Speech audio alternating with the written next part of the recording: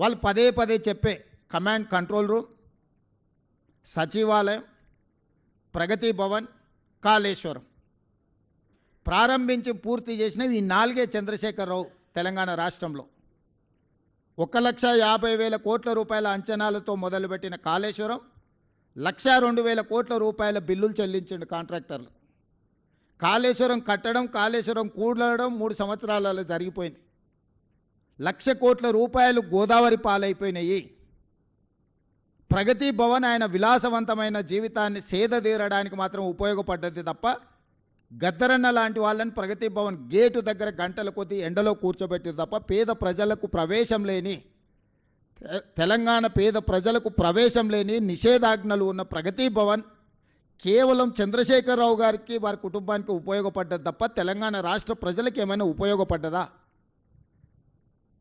ఈరోజు మేము కట్టినమని చెప్పుకుంటున్న సచివాలయం ఉమ్మడి రాష్ట్రానికే పరిపాలనను అందించి 23 జిల్లాలను దాదాపుగా 10 కోట్ల ఉమ్మడి రాష్ట్ర ప్రజలకు పరిపాలన అందించిన వసతులున్న నిఖార్సైన ఉమ్మడి ఆంధ్రప్రదేశ్ సచివాలయాన్ని కూలగొట్టి 2,000 కోట్ల రూపాయలు ఖర్చు పెట్టి కట్టిన సచివాలయం కేవలం కొడుకు రాజకీయ భవిష్యత్తు కోసం వాస్తును సరిదిద్దడానికే కూలగొట్టి కొత్తది నిర్మించిండు. కొత్తగా ఏమైనా ప్రజలకు ఆ సచివాలయం వల్ల అదనపు సౌలభ్యం ఏమైనా వనకూరిందా? అదనపు ప్రయోజనం ఏమైనా ఉన్నదా? ప్రభుత్వంలో సచివాలయం కట్టడం వల్ల నూతనంగా ఏమైనా ఉద్యోగాలు వచ్చినాయా?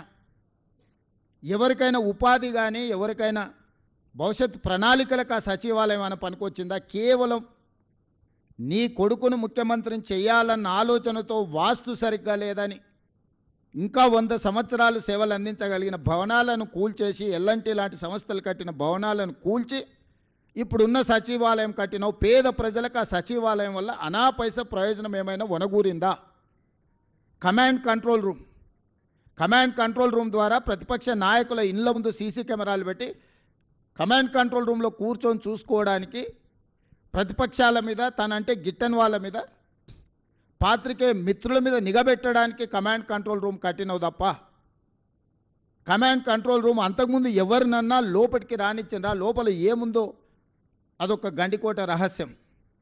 సద్దాం హుస్సేన్ ఆయన లాంటి వాళ్ళని 6 మందిని నకిలీలను తయారు చేసిండంట ప్రాణరక్షణ కోసం. ఎక్కడికి వెళ్ళినా వాళ్ళు ముందుగాల వెళ్తే ఎవరు సద్దాం హుస్సేనో తెలియక ఎవరిని చంపాలనో ఆలోచన చేస్తారని భయంతో, కుటుంబ సభ్యులు కూడా, సొంత భార్య కూడా అత్యాయత్నం చేస్తుందనే భయంతో నకిలీ సద్దాం హుస్సేన్లను తయారు చేసి నమూనాలను పెట్టి ప్రాణభయంతోనే రక్షణ కల్పించుకున్నాడని మనం చాలా వార్తలు చదివినాం.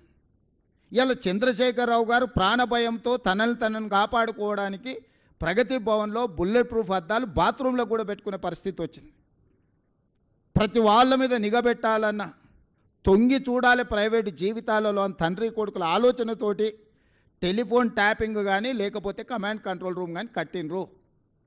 రైతుల కోసం 1 కోటి ఎకరాలకు నీళ్ళు ఇస్తామని చెప్పి 1,00,000 కోట్లు ఖర్చు పెట్టిన కాళేశ్వరం కూలిపోయింది. ఈ 10 సంవత్సరాలల్లా ఈ తెలంగాణ రాష్ట్రానికి ప్రయోజనం చేకూర్చే విధంగా ఏ ప్రణాళికలైనా కేసీఆర్, నరేంద్ర మోడీ గారు, కిషన్ రెడ్డి గారు, కేటీఆర్ గారు చేసిండ్రా? పోల్చి చూడండి. 10 సంవత్సరాల మా పరిపాలనను పోల్చండి, 10 సంవత్సరాల వాళ్ళ పరిపాలనను పోల్చండి, విశ్లేషించండి.